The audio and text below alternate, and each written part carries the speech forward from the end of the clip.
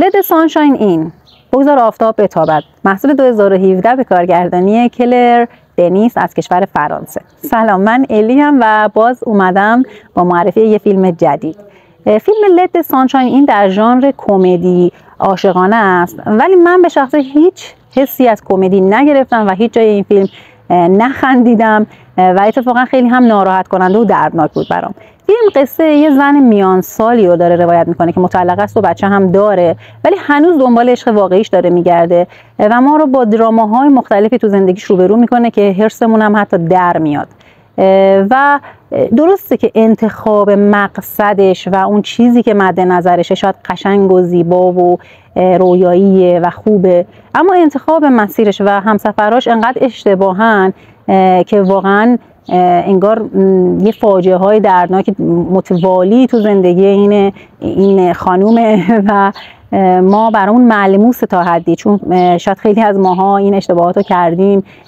یا در اطرافمون دیدیم که دوستانمون یا نزدیکانمون دارن این اشتباهات رو میکنن، برای همین حرصمون در میاد بیشتر.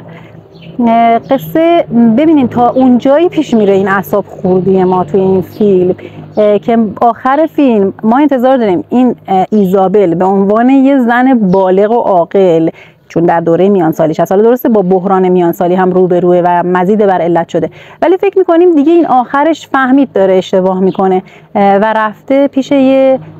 تراپیست و میخواد خودشو درمان کنه، راه درست رو پیدا کنه. حالا بماند که اون تراپیست هم ما قصه‌شو تا یه حد خیلی کوتاه میبینیم که اونم دراماهای خودشو داره،